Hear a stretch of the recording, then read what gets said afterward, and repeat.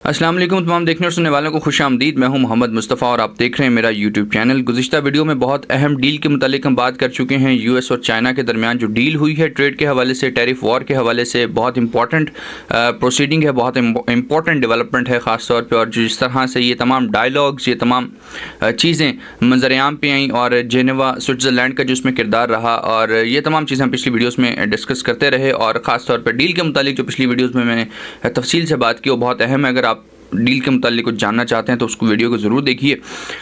ख़ास तौर पे जिस तरह से उसमें जो ऑफिशियल्स शामिल थे, उसमें यूएस के जो ट्रेड सेक्रेटरी हैं स्कॉट बेसेंट शामिल थे, और इसके अलावा जो यूएस के ट्रेड रिप्रेजेंटेटिव हैं जेमिसन ग्रीर वो शामिल थे, और इसी तरह चाइनीज़ काउंटर पार्ट्स इनके वो भी शामिल थे। और जिस तरह ये 12 मई यानी कि कल ये डील क्लोज़ हुई है जिनेवा के अंदर, ये अपने साथ बहुत सी तब्दीलियाँ लेके आई है। ज़ाहिर बात है, एक डॉलर की वक़्त गिर गई थी, लोगों का एतबार यानी कि बहाल हुआ है इस डील के बाद। डॉलर दोबारा से अपनी जो है उसको एक उसकी कदर में इजाफा हमें देखने को मिला है। स्टॉक्स में लोगों का एतमाद बहाल हुआ है, लोग इन्वेस्ट करना शुरू कर दिया है। जैसे ही कल ये डील के हवाले से चीज़ें जो हैं वो डिस्क्लोज़ हुई, बाहर आई, तो लोगों ने दोबारा से स्टॉक्स में जो है इन्वेस्ट करना शुरू कर दिया। और फिर लेकिन हुआ मामला ये है कि ये जो टैरिफ्स थे ये 145% जो यूएस ने आयद किए थे चाइना पे वो रिड्यूस होकर 30% पे आए हैं, और जो बीजिंग ने 125% के टैरिफ्स आयद किए थे यूएस पे वो रिड्यूस होकर 10% पे आए हैं। लेकिन हुआ ये सिर्फ 90 डेज़ के लिए ये मामला है, और इसके मुतालिक बहुत से डिबेट्स चल रही हैं। लेकिन आज बात करना जिस चीज़ पे ज़रूरी है वो उस स्पीच को हाईलाइट करना ज़रूरी है, उस स्पीच पे बात करना ज़रूरी है जो शी जिनपिंग ने की अपनी ओपनिंग सेरेमनी में। उनका जो 4th मिनिस्ट्रियल मीटिंग थी, forum of China and community of Latin America and Caribbean states, जिसको सीलैक भी कहा जाता है। ये एक बीजिंग में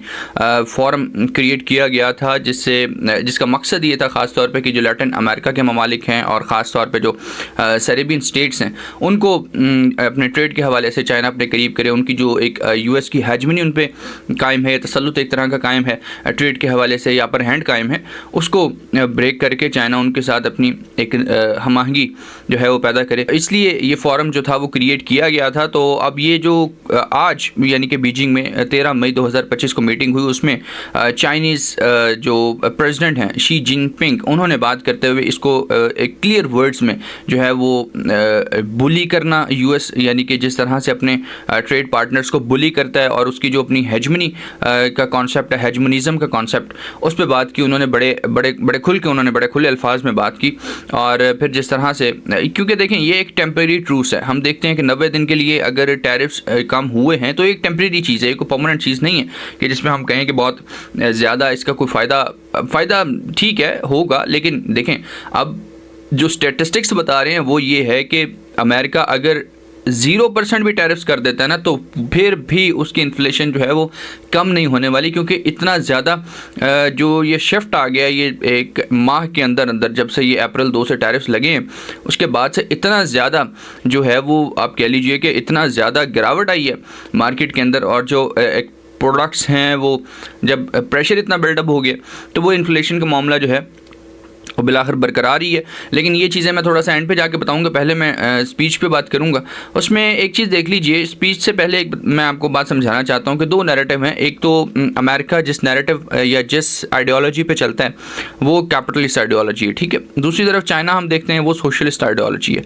अमेरिका और कैपिटलिस्ट आइडियोलॉजी हमेशा से उसका एक अपर हैंड वाला मामला रहा है, अपर हैंड और हेजमनी क्रिएट करने वाला मामला रहा है, ठीक है। वो अब खुद को यानी कि यूएस का एक इमेज यही पोर्ट्रे किया जाता है, एक इमेज बनता यही है इंटरनेशनल ट्रेड्स के हवाले से भी, इंटरनेशनल कम्युनिटी के हवाले से भी। जब हम देखते हैं कि यही इमेज बनता है कि वो एक अपर हैंड वाला मामला, वो सुपर पावर है, उसका अपर हैंड जो बरकरार है। लेकिन दूसरी तरफ सोशलिस्ट इकॉनमीज जो है ख़ासतौर पर चाइना देख लीजिए, वो ये चाहती हैं कि जो भी ट्रेड हो, जो भी हो, उसमें एक बायलेटरल और इक्वल या आप कह लीजिए कि इक्वल पैरामीटर्स पे आके चीज़ें होनी चाहिए, और एक बराबरी का सा कॉन्सेप्ट होना चाहिए, ना कि किसी को ये जो है इख्तियार हासिल हो कि वो किसी भी अपना जो है हेजमनी क्रिएट कर सके, या इस तरह की चीज़ें जो हैं वो सामने आती हैं। अब हम जब चाइनीज़ प्रेसिडेंट शी जिनपिंग की जो है स्पीच के मुतालिक बात करते हैं तो उन्होंने कहा कि great changes unseen in a century are accelerating which have made unity and cooperation among nations indispensable। ठीक है, अब ये देख लीजिए कि इस मीटिंग में या इस जो ये इनकी फोरम का जो सेशन था, इसमें शामिल कौन कौन थे। एक तो मैंने आपको बता दिया कि ऑफिशियल्स थे लैटिन अमेरिका के ममालिक से और कैरेबियन ऑफिशियल्स थे। इसके अलावा प्रेसिडेंट्स थे, ब्राज़ील के प्रेसिडेंट थे, कोलंबिया के प्रेसिडेंट और चाइल्ड के प्रेसिडेंट, ये लोग थे इस समिट के अंदर। ठीक है, और फिर उन्होंने कहा कि there are no winners in tariff wars और ट्रेड वॉर्स, बुलिंग और hegemonism only leads to self isolation. ये बात उनकी बिल्कुल वाज़ेह है कि जिस तरह उन्होंने क्लियर वर्ड्स में कहा कि जो बुली करना होता है या हेजमनी क्रिएट करना होता है, उससे कोई विनर वाला मामला नहीं होता या आप कुछ जीत नहीं सकते, बल्कि ये एक सेल्फ आइसोलेशन का मामला होता है। आहिस्ता आहिस्ता जो है आपकी हेजमनी जो है वो आप सेल्फ आइसोलेटेड होते जाते हैं। ये बात उन्होंने बहरहाल की। अब ये थोड़ा सा मैं आपको इसका बता दूं कि ये जो सिलैक फोरम है ये चाइना ने क्रिएट किया था 2014 में, इस चीज़ को स्ट्रेंथन करने के लिए कि लैटिन अमेरिका और जो कैरेबियन कंट्रीज़ हैं, कैरेबियन स्टेट्स हैं, उनको एक जो चैलेंज था अमेरिकन जो ट्रेडिशनल डोमिनेंस है उस रीजन के अंदर, उसको कोप करने के लिए इन्होंने ये बनाया था। और ये सिलैक स्टैंड भी करता है इसीलिए कि community of Latin America and Caribbean states, ये इसका जो सिलैक CELAC इसका शॉर्ट फॉर्म है। बहरहाल थोड़ा आगे चलते हैं। अब यहाँ पे एक चीज़ जो पोर्ट्रे हो रही है, जो पिक्चर बन रही है, वो ये है कि बीजिंग खुद को एक आप कह लीजिए कि डिफेंडर बना के पेश कर रहा है ग्लोबल ट्रेड के हवाले से। ठीक है, एक आप देख लीजिए कि US बुलिंग का जो वो वर्ड यूज़ कर रहा है उसके बरक्स वो ख़ुद को एक डिफेंडर बना के पेश कर रहा है ग्लोबल ट्रेड के हवाले से। और इसी नैरेटिव ने जो है वो बीजिंग या चाइना के अंदर लोगों का या दूसरे ममालिक का एतमाद जो है उसको बहुत स्ट्रॉन्ग किया, उसको बहुत तक़वियत बख्शी है। जब हम थोड़ा सा आगे देखते हैं तो जो ट्रेड है चाइना और जो सिलेक्ट कंट्रीज़ हैं उनके दरमियान, वो तकरीबन पिछले साल $500 बिलियन की ट्रेड हुई है, जो कि फ़र्स्ट टाइम इतनी ज़्यादा ट्रेड है। यानी कि अब देखें ना, ये आप उसी एतमाद की वजह से जो इस कदर स्ट्रॉन्ग और बहाल रहा है इन ममालिक और चाइना के दरमियान। हालांकि वो ममालिक लैटिन अमेरिका वाले या दूसरे वो तो उनके ऊपर तो अमेरिका की हेजमनी है, लेकिन ये ट्रेड जो बढ़ रही है मुसलसल बढ़ती जा रही है। और जो लास्ट ईयर $500 बिलियन का इस का जो है आप कह लीजिए कि इजाफा इसमें, वो इट्स अमेजिंग। ठीक है, इसके अलावा जो चाइनीज़ प्रेसिडेंट है उन्होंने कहा कि China and Latin American and Caribbean countries are important members of the global south, independence and autonomy are glorious tradition, development and revitalisation are inherent right and fairness and justness are common pursuit. और इसके अलावा उन्होंने मजीद बात करते हुए कहा कि in the face of seething undercurrents of geopolitical and bloc confrontation and the surging tide of unilateralism and protectionism, China stands ready to join hands with our Latin American and Caribbean partners. ठीक है, अब आपको ये चीज़ें समझ आ रही है कि किस तरह से चाइना अपना एतमाद बना रहा है ममालिक के अंदर, एतमाद बहाल करने की, उसको स्ट्रॉन्ग बनाने की जो है वो कोशिश कर रहा है। फिर इसी के साथ जो 66 बिलियन यॉन्स, यानी कि अगर इसको डॉलर्स में देखें तो $9.2 बिलियन की जो वर्थ है, इसको चाइना ने जो है ये सिलेक्ट कंट्रीज़ के अंदर डिस्ट्रीब्यूट किया है उनकी सपोर्ट के लिए, उनकी जो डेवलपमेंट प्रोग्राम्स हैं उनकी सपोर्ट के लिए।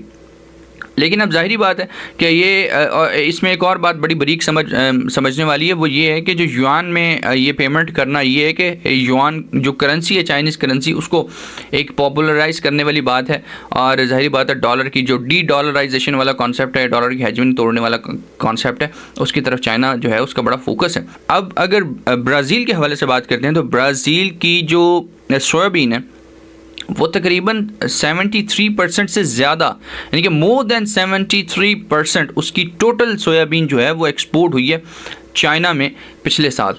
ठीक है, अब आप देख लीजिए कि चाइना जो था वो अमेरिका से सोयाबीन लेता था काफ़ी ज़्यादा तादाद में, लेकिन जो पिछले साल का फिगर है ये ब्राज़ील की टोटल सोयाबीन जो है उसमें से 73% से ज़्यादा सिर्फ चाइना ने इंपोर्ट की है। तो ब्राज़ील को साथ मिलाना और इन तमाम ममालिक को साथ मिलाना, ये एक आप कह लीजिए कि जिस तरह बीजिंग बढ़ा रहा है कदम इन ममालिक की तरफ, तो ये बड़े खुशाइंद हो सकते हैं चाइना की तरक्की के हवाले से और उसके मुस्तकबिल के हवाले से। अच्छा, इससे पहले कि मैं थोड़ा आगे बढ़ूँ, एक चीज़ मैं आपको पिछली वीडियो में थोड़ा सा बताना चाहता था लेकिन वो रह गई, मिस होगी, मैं चाहता हूँ उसको यहाँ पे ऐड कर दूँ।